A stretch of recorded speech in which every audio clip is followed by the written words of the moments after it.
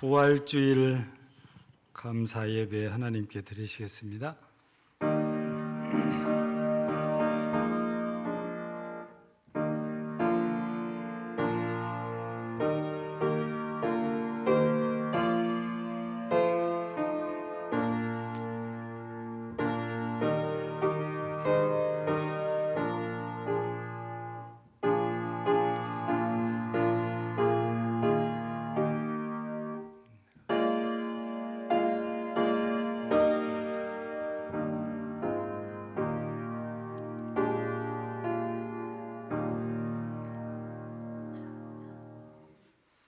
기쁨으로 여호와를 섬기며 노래하면서 그의 앞에 나아갈지어다. 아멘. 할렐루야. 부활하신 주님을 찬양하며 오늘 또 22년 부활주일을 맞이하여 부활주일 예배로 하나님께 영광을 돌리는 사랑하는 주의 백성들을 보시며 기뻐하시며 영광을 받으시옵소서. 우리도 예수님처럼 장차 부활의 영광에 이를 줄을 믿고 소망 가운데에 부활의 주님을 바라보오니 모두가 주 안에서 부활의 영광에 이르게 하옵소서. 오늘도 부활의 주님을 진심으로 찬양하며 예수님 이름으로 기원하옵나이다. 아멘. 찬송 5장입니다.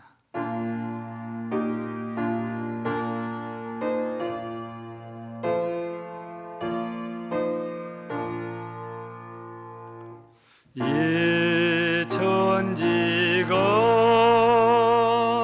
만물들아 복 주시는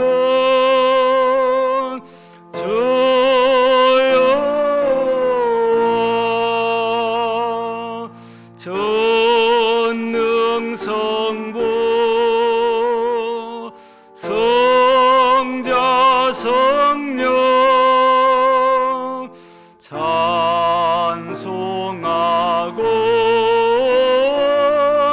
찬송하세.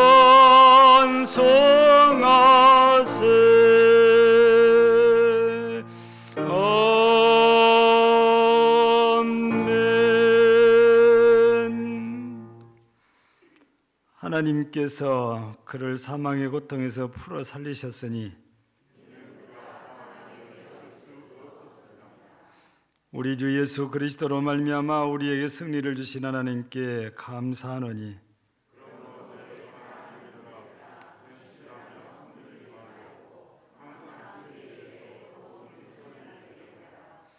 이 말을 할 때에 예수께서 친히 그들 가운데 서서 이르시되 너희에게 평강이 있을지어다 하시니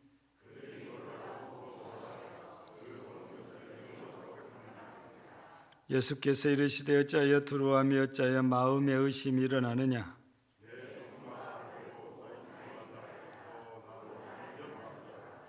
영은 살과 뼈가 없으되 너희 보는 바와 같이 나는 있느니라.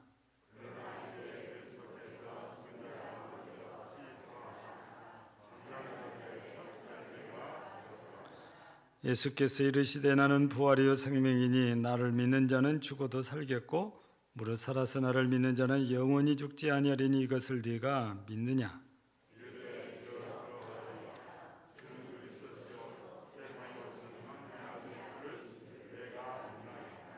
아멘. 전능하사 천지를 만드신 하나님 아버지를 내가 믿사오며 그의 배아들 우리 주 예수 그리스도를 믿사오니 이는 성령으로 잉태하사 동정녀 마리아에게 나시고 본디오 필라도에게 고난을 받으사 십자가에 못 박혀 죽으시고 장사한 지 사흘 만에 죽은 자 가운데서 다시 살아나시며 하늘에 오르사 전능하신 하나님 우편에 앉아 계시다가 저리로서 산자와 죽은 자를 심판하러 오시리라. 성령을 믿사오며 거룩한 공예와 성도가 서로 교통하는 것과 죄를 사하여 주시는 것과 몸이 다히 사는 것과 영원히 사는 것을 믿사옵나이다. 아멘. 찬송 38장입니다.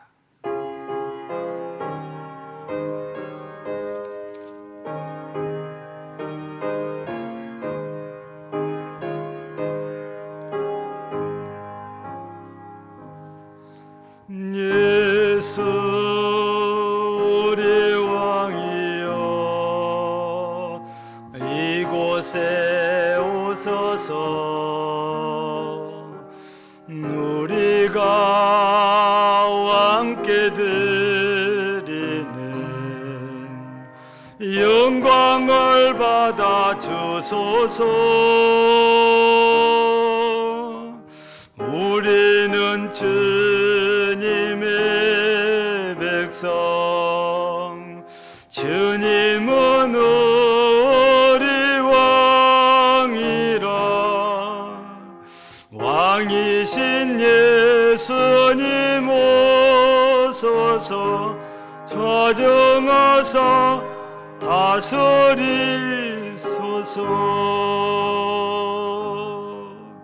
예수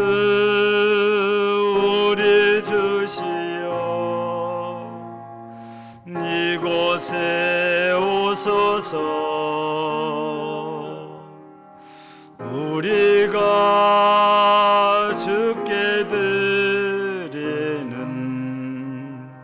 찬양을 받아 주소서.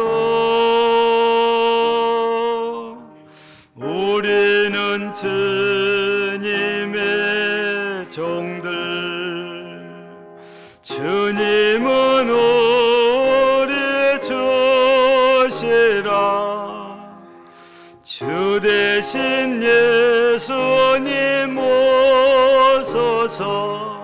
이 찬양을 받아 주소서.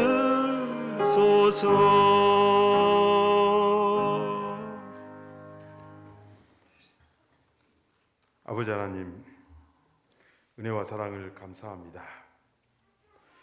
독생자 예수 그리스도가 사망의 권세를 이기도록 무덤을 문을 여시고 부활의 생명의 길로 인도하여 주시고 부활의 첫 열매가 되게 하신 하나님의 전능하심과 긍휼하심을 감사를 드립니다.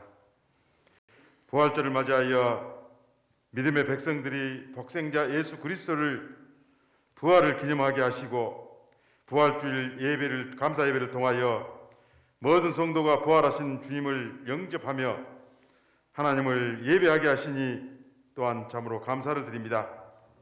아버지 하나님, 저희들 지난 한 주간도 많은 죄악 가운데 살아왔음을 이 시간 고백합니다.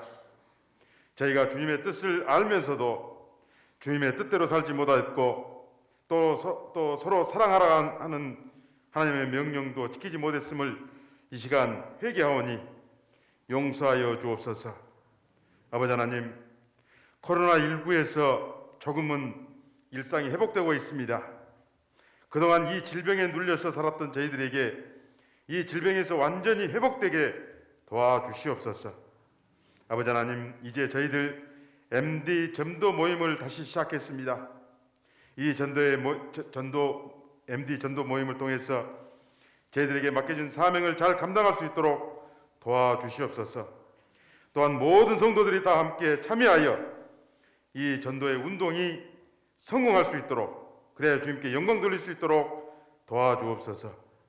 아버지 하나님, 이 시간 드려지는 예배가 진정과 신령으로 드려지게 하시고 저희들에게는 한없는 은혜를 허락하여 주시옵소서. 아버지 하나님, 또한 몸이 아파서 이 자리를 사모하나 나오지 못한 장로님, 권사님, 또 성도님들, 또 우리의 가족들에게 주님께서 찾아가 주셔서 친히 안수하여 주시옵소서. 그래야 자유로운 생활을 할 수 있도록 도와주시고 우리와 함께 찬양하며 예배드릴 수 있도록 하루속히 치료해 주옵소서.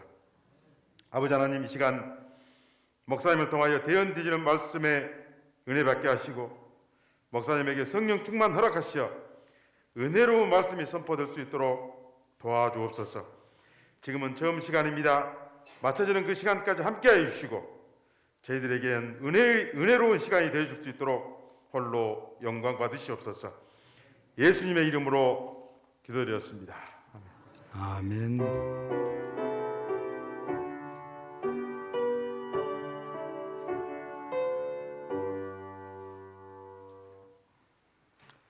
하나님 말씀 같이 보십니다. 신약성경 마가복음 12장입니다. 신약성경 마가복음 12장 76쪽 마가복음 12장 28절에서 34절까지 봉독해 드립니다. 서기관 중 한 사람이 그들이 변론하는 것을 듣고 예수께서 잘 대답하신 줄을 알고 나와 묻되 모든 계명 중에 첫째가 무엇이니까? 예수께서 대답하시되 첫째는 이것이니 이스라엘아 들으라. 주 곧 우리 하나님은 유일한 주시라. 네 마음을 다하고 목숨을 다하고 뜻을 다하고 힘을 다하여 주 너희 하나님을 사랑하라 하신 것이요 둘째는 이것이니 네 이웃을 네 자신과 같이 사랑하라 하신 것이라. 이보다 더 큰 계명이 없느니라. 서기관이 이르되 선생님이여 옳소이다. 하나님은 한 분이시여 그 외에 다른 이가 없다 하신 말씀이 참이니이다. 또 마음을 다하고 지혜를 다하고 힘을 다하여 하나님을 사랑하는 것과 또 내 이웃을 자기 자신과 같이 사랑하는 것이 전체로 드리는 모든 번제물과 기타 제물보다 나으니이다. 예수께서 그가 지혜 있게 대답함을 보시고 이르시되 네가 하나님의 나라에서 멀지 않도다 하시니 그 후에 감히 묻는 자가 없더라. 아멘. 부활주일과 함께 좀 기쁜 소식이기는 하지요. 코로나 전면 해제 소식은 날짜상으로는 내일부터 그렇게 된다고 발표가 되었는 것 같습니다. 근데 이제 코로나가 해제됨과 함께 꼭 우리 예수님이 부활하신 것처럼 우리 신앙이 다시 회복되는 이런 은혜가 모든 성도들에게 있으면 좋겠다 하는 바람입니다. 그렇게 되리라 믿고 우리 기도하고 또 새롭게 시작한 MD 사역도 많은 분들이 동참해서 회복을 위해서 함께 힘쓰고 노력한다면 빠르게 회복이 될 것이라 확신을 합니다. 오늘은 부활주의를 맞아 우리가 부활에 대한 말씀을 함께 나누려고 합니다. 사람뿐만 아니지요. 모든 생명체는 죽어야 된다는 것은 하나님께서 정한 원칙이자 철칙이지요. 그래서 우리는 히브리서 9장 27절을 잘 기억합니다. 사람이 한 번 죽는 것은 정한 것이라고. 하나님이 정해놓은 것이지요. 그런데 우리 교동문에서도 맨 끝자락에 나와 있는 거 요한복음 11장 25절 26절에 우리에게 말씀 주신 것처럼 아무리 우리가 죽는다 해도 그 죽음이 우리에게는 별 의미가 없어요. 왜냐? 살아서 믿는 자는 죽어도 사니까.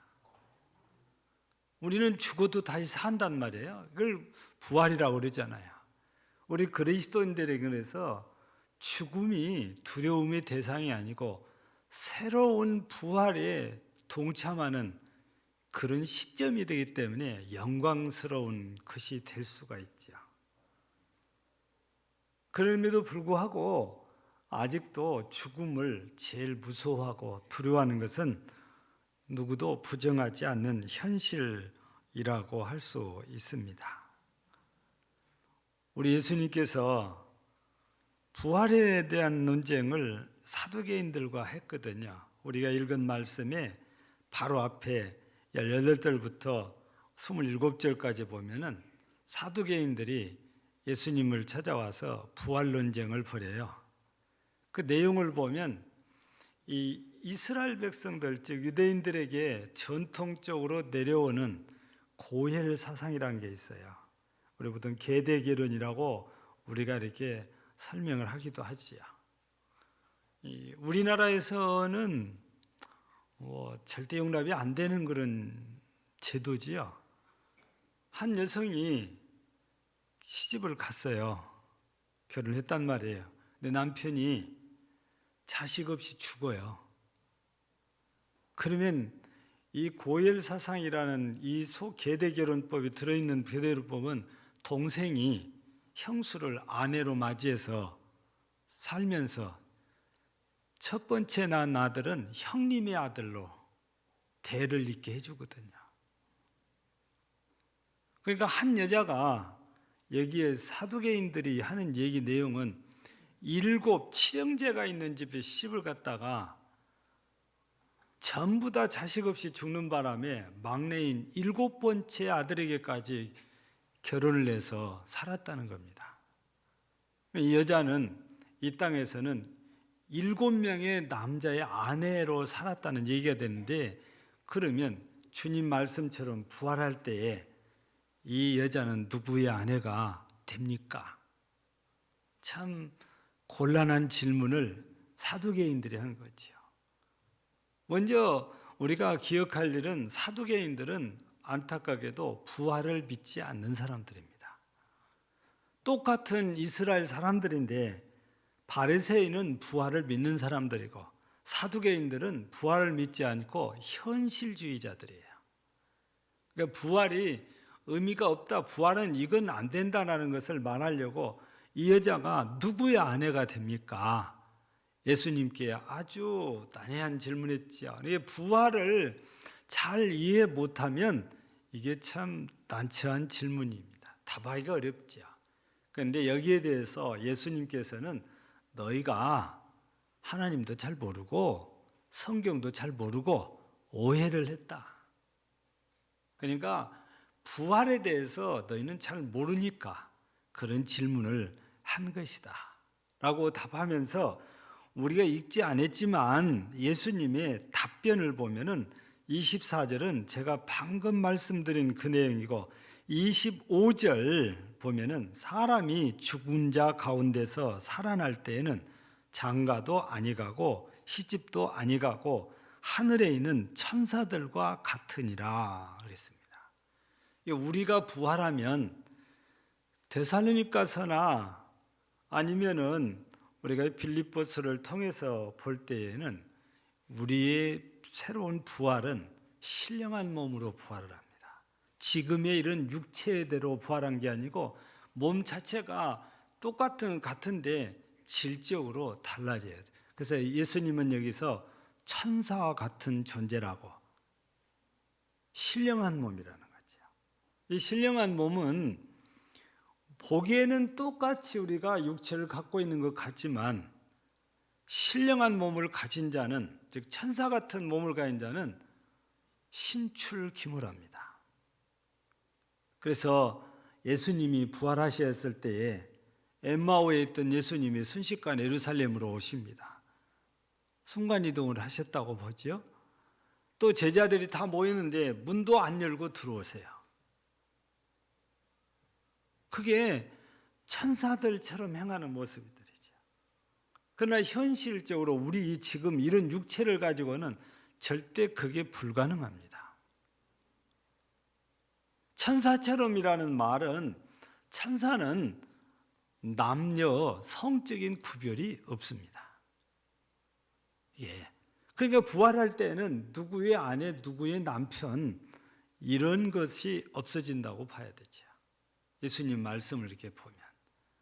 그래서 이런 것들을 잘 이해하지 못한 사두개인들이 예수님을 곤란하게 하려고 던진 질문이 바로 이 계대결혼법을 통해서 이 한 여자가 7 형제하고 결혼했는데 누구의 아내가 됩니까? 그렇게 질문을 한 거죠. 그런데 예수님께서 이렇게 말씀에 근거해서 대답을 잘 하시니까 이걸 가만히 보고 듣고 있던 서기관이 자기도 지금 질문하는 거지요. 그래서 28절에 보니까 서기관 중 한 사람이 그들이 변론하는 것을 듣고 예수께서 잘 대답하신 줄 알고 나와 묻되 모든 계명 중에 첫째가 무엇입니까? 이 첫째란 말은 다른 말로 바꾸면 큰 계명을 말하는, 모든 계명 중에 큰 계명이 무엇입니까? 이 큰 계명이라는 표현은 여러분들이 31절 끝에 보면은 답이 그렇게 나와 있잖아요. 이보다 더 큰 계명이 없느니라. 그러니까 첫째라고 표현했지만 실제적으로 큰 계명이라는 뜻이에요. 그래서 이 서기관이 묻는 것이 오늘 본문에 보니까 부활 논쟁이 있은 다음에 이 대답을 가만히 듣고 있더니 선생님 말씀이 다 옳습니다 하고 나서 그러면 첫째, 즉 큰 계명이 무엇입니까? 라고 질문을 이렇게 하니까 예수님께서 답변을 하실 때에 신명기 6장 4절에 있는 말씀을 그대로 가지고 와서 답변하십니다. 그래서 여러분 29절에 보니까 이스라엘아 들으라. 주 곧 우리 하나님은 유일한 주시라. 네 마음을 다하고 목숨을 다하고 뜻을 다하고 힘을 다하여 주 너희 하나님을 사랑하라 하신 것이요 둘째는 이것이니 네 이웃을 네 자신과 같이 사랑하라 하신 것이라. 이보다 더 큰 계명이 없느니라. 이게 사랑이라는 계명이 가장 크단 말이지요. 그래서 예수님께서 말씀하실 때 먼저는 하나님 사랑을 말씀하시고 다음은 이웃 사랑을 말씀을 이렇게 하셨거든요. 그러면 도대체 이 말씀이 부활과 무슨 관계가 있냐? 이렇게 우리가 생각할 수 있잖아요. 그런데 이미 이 말씀이 시작되기 전에 사두개인들과 부활에 대한 얘기를 하면서 여기까지 이어지고 있거든요. 그러니까 이 제목이 부활신앙, 부활생명이 있는 자라고 하는데 부활 생명을 가진 자는 어떻게 살아야 되나, 여기에 대한 답변이라고 보면 됩니다. 우리가 부활의 생명을 갖고 있어요. 다 예수 믿는 사람들은 부활 생명을 갖고 있는데 부활 생명을 가졌다면 우리가 이 땅에 살 때 어떻게 하고 살아야 되는 거냐. 그래서 오늘 예수님의 답변을 들어보니까 첫째가 유일하신 하나님을 사랑하며 사는 거다. 우리는 유일하다는 말씀을 굉장히 중요하게 받아들여야 됩니다. 사상 사람들은 신이 엄청 많다고 하잖아요. 뭐 일본만 해도 신이 800만 개라고 그래요. 뭐 허기야 뭐 우리나라 농계도 그들에게는 신이니까 별의별 신이 다 있는 거지요. 근데 성경에서는 하나님만 유일하게 신이라고 그래요. 그래서 오늘 예수님께서도 분명하게 하나님은 유일한 주시라. 서기관 이 말을 듣고 있더니 맞습니다. 옳습니다. 하나님 한 분이십니다. 신은 하나님 한 분이십니다. 이렇게 답변한 거거든요. 그래서 우리가 하나님은 한 분이다 이렇게 말하지만 더 정확하게 표현하는 것은 유일신이라고 하는 거예요. 우리 하나님은 유일신, 하나님만 신이라는 거죠. 바로 그 유일신이 되시는 하나님을 사랑하는 것이 부활의 생명을 가진 사람들이 해야 될 일, 삶 속에서 해야 될 일이라는 거죠. 그런데 하나님을 사랑함에 있어서 몇 가지로 이렇게 다하고 네 가지로 이렇게 말씀을 주시잖아요. 부활의 생명을 가진 사람들은 하나님을 사랑하는데 첫째가 마음을 다해서 하나님을 사랑하고 살아야 된다. 여러분, 마음을 다한다는 말을 우리가 좀 다르게 표현하면 우리의 진심을 다하는 거거든요. 내 마음을 몽땅 다 바쳐서 사랑하는 것. 우리 예수님은 이런 표현을 베드로에게 우리 요한복음 21장에서 보면 12절 이하에서 보면 나오잖아요. 예수님께서 제자들, 고기 잡는 제자들 찾아오셔가지고 조반을 먹이고 난 다음에 베드로에게 묻잖아요. 시몬의 아들 요한아, 네가 이 사람들보다 나를 더 사랑하느냐? 여러분, 이 말 속에는 제자들 중에서 네가 나를 제일 사랑하냐, 그런 말씀인데, 그 역으로 우리가 생각하면 너 진짜 나만 사랑하냐 그 말이에요. 이거를 3번을 묻지 않습니까? 네가 정말 너의 모든 걸 다 바쳐서 날 사랑하냐? 그게 마음을 다하는 것인데 내 진심으로 네가 나를 사랑하느냐? 사람들끼리는, 이성끼리도 진심이 아닌 경우들이 있잖아요. 그냥 사랑하는 척 합니다. 사랑하는 것 같이 해요. 근데 마음은 아니에요. 그냥 몸으로만 사랑한 것처럼 보여준데 마음은 딴 데가 있단 말이죠. 우리 하나님길 우리가 사랑한다고 했을 때 내가 마음은 다른 데 두고 사랑하는 척만 하는 이런 걸 주님께서 말씀하신 것이 아니고 내 마음을 다 바쳐서 하나님을 사랑하는데 그게 진심이야, 진심. 다른 말로 또 바꾸면 전심이라고 말할 수 있죠. 사무엘 선지자가 이스라엘 백성들에게 요구하자는 너희가 여호와께로 돌아오든 아스다롯, 즉 우상을 버리고 전심으로 여호와께 돌아와라. 마음을 다해서 하나님께로 돌아와라. 이런 말씀이잖아요. 우리가 하나님을 세상 사람들 사랑하듯이 그냥 흉내만 내서는 절대 안 돼. 척만 해서도 절대로 안 됩니다. 진심, 전심을 다해서 우리가 사랑하는 것이 마음을 다하고 이 말씀인 거지요. 우리는 하나님을 사랑하되 그저 그냥 사랑하는 것이 아니고 마음을 다해서 온전히 사랑하는 것이 부활의 생명을 가진 자의 삶이고 또 목숨을 다하라고 해놨어요. 생명 바쳐 사랑하는 거잖아요. 세상에서 가장 무서운 사람이 누구예요? 우리 히브리서 11장 38절에 보면 이런 사람들은 세상이 감당치 못하더라. 그렇게 말씀이 기록되어 있거든요. 이런 사람들이 누구냐? 믿음 지킨 사람들이에요. 근데 어떻게 믿음을 지켰냐? 죽인다고 해도 눈 하나 끔찍하지 않고 당신들이 나를 죽여도 나는 예수를 믿습니다. 죽음을 두려워하지 않는 사람들은 누구도 감당이 안 돼요. 그래서 이런 사람들은 세상이 감당치 못하더라는데 목숨 걸고 믿음 지킨 사람들이에요.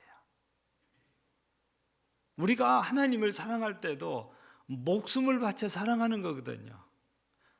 죽을 각오로 하나님을 사랑하는 거다 그 말이죠. 예, 죽도록 하나님을 사랑하는 것을 말합니다. 어떤 사람들은 하나님을 사랑하고 섬기다 보면 손해를 본다고 생각하는 사람도 있고 하나님의 일을 하려다 보면 코가 깨인다고 생각하는 사람들도 있습니다. 근데 세상 일에 코가 깨이면 멸망길로 가지만 하나님의 일에 코가 깨이면 하나님 나라로 갑니다. 세상 일에 코가 깨이면 거기서 세상 일 때문에 죽어요. 근데 하나님께 코가 깨이면요 영생을 얻어요. 이왕에 우리가 붙들려도 제대로 붙들리면은 그게 복을 받아요. 그런데 우리는 내 눈에 보이고 내가 현실이라고 해서 세상 일에는 돈 버는 일에는 코가 깨어도 다 좋아하는데 하나님께 곱게 안 될 것처럼 생각하면 안 됩니다. 진짜 우리가 코가 깨고 이 갈고리에 껴야 되잖아요. 주님의 갈고리에 우리가 껴야 돼요. 그러면 천국 갑니다. 목숨을 다해서 목숨을 걸고 하나님을 사랑하는 사람들은 다 하나님께 코가 깨인 사람들이라고 할 수 있거든요. 자식들을 위해서는 목숨을 바칠 것처럼 해도 하나님을 위해서는 절대 못하는 것이 어쩌면 우리였잖아요. 입으로는 목숨 바친다고 그러는데 현실 속에서는 그거 잘 못하는 게 우리다 그 말이지요. 근데 하나님은요, 오늘 뭐라고 하십니까? 목숨을 다해서 하나님 사랑하라. 죽을 각오로 하나님을 사랑하라. 그러면 아무도 우리를 제지하지 못해요. 그래서 바울 사도를 통해서는 그 무엇으로도 그리스도의 사랑에서 우리를 끊을 수 없다 라고 말씀을 하시는 거잖아요. 우리 부활의 생명을 가졌다면 목숨 바쳐 주님 사랑하며 사는 거지요. 또 세 번째는 뜻을 다하여라고 되어 있습니다. 이 뜻이라는 것은 다른 말로 바꾸면 우리의 의지입니다. 내가 하나님만 사랑했다는 의지를 확고하게 하는 거예요. 그게 뜻을 세우는 거예요. 예. 근데 우리가 하나님만 사랑했다는 그 의지를 확고히 하지 않고 그냥 이래도 저래도 그러면은 우리가 어느 쪽에 설지 몰라요. 바알에게 설 건지 여호와께 설 건지 그거 결정을 못한 거나 다른 바가 없어요. 우리는 믿는 사람들이라면, 예수를 믿는 사람들은 우리는 의지가 아주 확실해야 됩니다.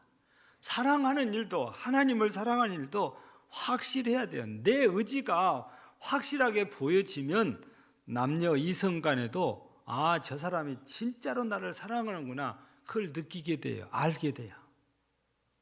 그런데 아무리 봐도 저 사람이 나를 사랑하고 있는지 진짜로, 아니면은 사랑하는 척만 하는 거지, 이게 분별이 안 되면은 상대방이 쉽게 마음을 열어주질 않죠. 내 의지가 확실하면 상대방 마음이 열린단 말이죠. 그래서 우리가 하나님을 사랑할 때도 확실한 의지를 가지고 하나님을 사랑해야 된다는 거죠. 네 번째는 힘을 다한다 그러는데, 여기에서 힘이란 우리의 능력을 말하는 거잖아요. 내가 할 수 있는 모든 역량을 다해서 하나님 사랑하는 거지. 그러니까 이 힘 속에는 우리의 육체적인 힘도 들어갈 수 있죠. 건강 말입니다. 그리고 물질도 들어갈 수 있죠. 시간도 들어갈 수 있죠. 재능도 들어갈 수 있죠. 은사도 들어갈 수 있는 거죠. 내가 가지고 있는 모든 것을 다 바쳐서 하나님 사랑하는 거예요.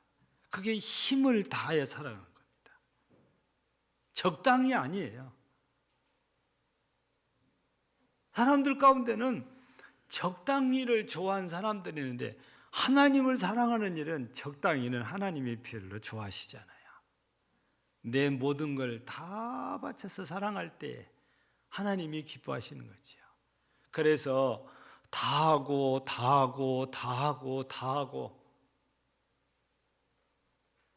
이렇게 표현을 한 거잖아요. 그래서 부활 생명을 가진 사람들은 하나님을 사랑하는데, 그 하나님이 유일신 되신 하나님을 사랑하는 것인데, 마음을 다하고 목숨을 다하고 뜻을 다하고 힘을 다해서 하나님 사랑하는 거라고 그래요. 근데 거기서 끝나지 않고 두 번째 말씀이 또 나오는데, 둘째 얘기가 뭡니까? 오늘 31절에 보니까 둘째는 이것이니 내 이웃을 내 자신과 같이 사랑하라 하신 것이라 그랬습니다. 이웃 사랑이지요. 여러분, 이웃은 하나님께서 이웃이라고도 표현을 하지만 또 다른 표현은 세상입니다. 하나님께서 세상을 이처럼 사랑하사 독생자를 주셨으니 이는 저를 믿는 자마다 멸망치 않게 하려 하심이라고 했습니다. 하나님께서 만드신 세상입니다. 그 세상 가운데서도 사람이에요. 하나님은 우리 인류가 망하는 거 원치 않으십니다. 어떻게든 살려주시려고 그래요. 인류가 범죄하고 멸망할 수밖에 없는데도 불구하고 독생자를 보내서라도 우리 인류를 살려내고자 하신 분이 하나님이십니다. 그것은 하나님이 우리를 사랑하시기 때문이지요. 여러분, 우리가 하나님이 우리를 사랑하신 것처럼 우리도 하나님 사랑해야 되잖아요. 우리 예수님께서는 요한복음 13장 34절에서 그러잖아요. 내가 너희를 사랑같이 너희도 서로 사랑해라. 여러분, 예수님께서 우리를 사랑하신 것은 목숨을 내어주면서 우리를 사랑하신 거잖아요. 우리들에게도 내가 너희를 사랑같이 사랑하라 했으니까 목숨을 내주고 사랑하는데요. 오늘 본문에서는 너 자신을 사랑하듯이 이웃을 사랑해라는 겁니다. 여러분, 하나님께서 사랑하는 것을 사랑하는 것은 절대 인본주의가 아니에요. 근데 하나님과 관계없이 하나님 없이 그냥 사람만 최고다. 그러면 그거는 완전 인본주의예요. 근데 하나님의 명령을 따라서 우리가 사람을 사랑하면 이건 명령에 순종하는 것이기 때문에 이걸 인본주의다. 그렇게 우리가 매도해서는 안 되는 일입니다. 여러분, 내가 사랑하는 사람을 사랑해주면 그 사람이 이뻐 보여요. 좋아 보입니다. 내가 엄청 아끼고 사랑하는데 그걸 함부로 대하면 마음이 별로 편치 않아요. 사람도 그래요. 하나님께서는 목숨을 바쳐서 사랑하고 있는데 내가 사람들이 그 사람을 외면하면 하나님이 별로 기뻐하시지 않아요. 그 부활 생명을 가졌다면 하나님이 사랑하는 자들을 사랑하는데 오늘 성경에서는 그것을 이웃이다 그래놨어요. 우리가 이웃을 사랑하는데 자기 자신을 사랑하듯이 사랑해라 이런 말씀을 우리에게 주신 거잖아요. 그런데 혹간에 사람들 가운데는 하나님을 사랑한다는 것을 핑계로 사람 사랑하는 것을 자꾸 회피하고 외면하는 경우들이 있습니다. 성경에도 나오지요. 마태복음 15장에 보면 유대인들이 가끔 가다가 고르반이라는 말을 한다고 했잖아요. 여러분, 부모 공경하는 건 계명이에요. 그래서 유대인들은 물질을 받으면 하나님께 드릴 것, 부모님 공경할 것, 드릴 것을 전부 구별한대요. 근데 너 왜 내 부모 공경하지 않냐고 하면 고르반 그런다는 거예요. 고르반은 드렸다는 뜻이잖아요. 하나님께. 그러니까 부모님께 드려야 될 것을 하나님께 드려버리고 하는 말이 나 하나님께 드렸어. 근데 예수님께서는 그 아니라는 거예요. 하나님께 내가 드릴 건 하나님께 드리고 부모님 공경해야 될 건 부모님 공경해야 돼요. 그게 이웃 사랑이에요. 근데 유대인들이 그것을 악용을 한 거죠. 그 우리도 나 하나님께 다 했어 그걸로 끝난 게 아니고 하나님께 내가 해야 될 일은 당연히 하고 이웃에게 해야 될 일도 해야 그게 진짜 부활의 생명을 가진 사람들의 삶이다 그겁니다. 우리 부활의 생명을 가졌다 하면서 이웃을 외면한다는 것은 나만 천국 가겠다는 욕심이잖아요. 하나님의 뜻은 그게 아니잖아요. 이웃들도 다 천국 가기를 원하신 게 하나님이시니까. 그래서 우리가 기억해야 되지요. 부활의 생명을 가진 자라면 당연히 이웃도 나 자신을 아끼고 사랑하듯이 사랑하며 사는 것이 부활 생명을 가진 자의 삶이라고. 우리는 오늘 말씀에도 첫째, 둘째, 그러니까 하나님 사랑하는 것은 첫 번째고 이웃 사랑하는 것은 두 번째고, 이렇게 순위가 정해졌다고 이해를 하기가 쉽지만, 우리는 31절 끝에 있는 말씀, 이보다 더 큰 계명이 없느니라, 이 말씀을 생각해 보면 이 두 가지가 크고 작고의 사이즈를 말하는 것이 아니고, 우리 하나님께서 먼저 얘기하고 나중 얘기하고 하는 것뿐이에요. 하나님 사랑을 먼저 얘기했고 이웃 사랑을 나중에 얘기한 거지, 이 계명이 첫 번째는 크고 나중 것은 작고 그런 일이 아니다 그 말이에요. 분명히 예수님께서는 이보다 더 큰 계명이 없나 했을 때는 두 가지를 두고 하신 말씀이거든요.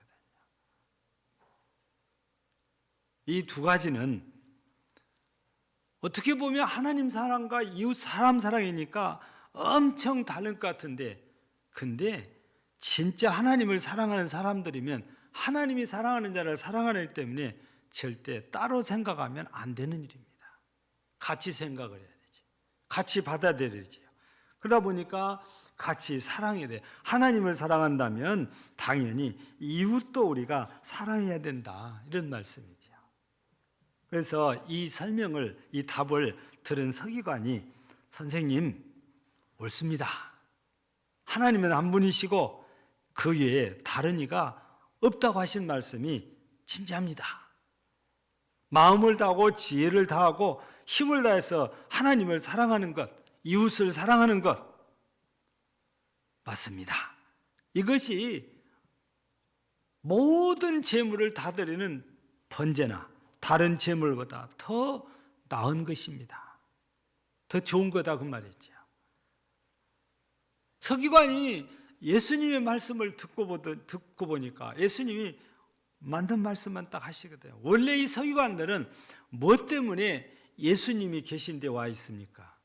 예수님의 말씀을 책잡기해서 와 있는 사람들이거든요.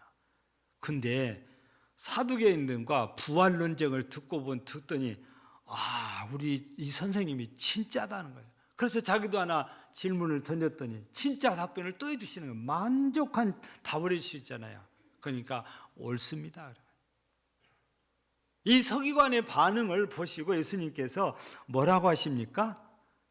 34절에 보니까 예수께서 그가 지혜 있게 대답함을 보시고, 그러니까 이 서기관이 지혜롭게 대답을 했다는 겁니다.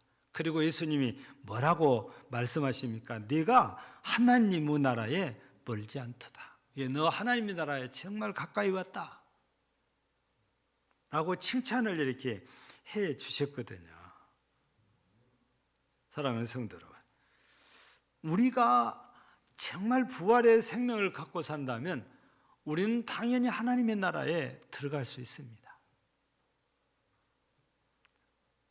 근데 그냥 우리 마음속에 나는 부활을 믿어, 나는 부활할 줄을 믿어, 나도 그런 소망이 있어, 그걸로 다 된 게 아니고 진짜 내 속에 부활의 생명이 있다면 사랑하며 살아야 된다는 거예요. 하나님을 사랑하되 마음을 다하고 목숨을 다하고 또 뜻을 다하고 힘을 다해 사랑하고 내 이웃을 사랑하되 내 자신같이 사랑하며 사는 것, 이게 부활 생명을 가진 사람들의 삶이에요. 이런 사람들은 당연히 서기관이 하나님의 나라에 가깝다고 예수님 말씀하신 것처럼 우리도 하나님의 나라에 가까워지는 거예요. 부활 생명을 가지고 이렇게 사랑하며 살 때 우리는요, 코로나 시대를 살아가면서 사랑하고 싶어도 사랑하지 못한 일들이 너무 많아요. 거리두기 때문에. 반갑다고 함부로 가까이 할 수가 없는 상황이 됐었잖아요. 앉아도 거리를 두고 앉아야 되고, 뭐 어디 광고 멘트에 그러대요. 유일하게 마스크를 자유롭게 벗을 수 있는 곳이 가정이라고. 집 밖에 나오면은 마스크 착용하고 나와야 되죠. 이 코로나 때문에 정말 우리 교회 안에서 이루어져야 될 교제라는 것이 너무 제한돼 가지고 그냥 예배만 드리고 그냥 그냥 눈인사하고 가야 되는 이런 상황이었잖아요. 근데 이제 이게 풀린다고 하니까 얼마나 감사해요. 오늘 말씀처럼 부활 생명을 가진 우리가 사랑하고 살 수 있는 이런 상황이 다시 회복이 되기 시작한다는 거죠. 앞으로 부활 생명을 가진 우리가 말씀처럼 하나님 사랑, 이웃 사랑을 잘해서 교회가 회복되고 우리 신앙이 회복되고 은혜가 회복되는 이런 역사가 일어나기를 주의 이름으로 축복합니다. 하나님 아버지 감사합니다. 오늘 또 부활주의를 맞아 부활 생명을 가진 우리가 어떻게 살아야 할지 우리 예수님의 말씀을 통해서 답을 우리가 들었습니다. 유일하신 하나님만 사랑하는데 마음을 다하고 목숨을 다하고 뜻을 다하고 힘을 다해서 사랑하며 살라고 하십니다. 이웃을 사랑하되 내 자신같이 사랑하며 살라고 하십니다. 이것이 가장 큰 계명이라고 말씀하십니다. 이거를 이해하고 받아들이며 인정하는 서기관을 우리 예수님께서 칭찬하시면서 하나님 나라에 가깝다고 하십니다. 이제 코로나 시대가 곧 끝납니다. 우리 모두 부활 생명을 가진 자로서 하나님 사랑과 이웃 사랑을 실천해서 하나님 말씀에 순종하고 성도의 교제를 회복하고 우리 모두의 신앙을 회복해서 교회가 다시 힘을 얻고 부흥하고 성장하고 지역 복음화를 함께 이루어갈 수 있도록 역사해 주옵소서. 오늘도 함께 예배드린 모두에게 놀라운 은혜로 충만케 하옵소서. 예수님 이름으로 기도하옵나이다. 아멘.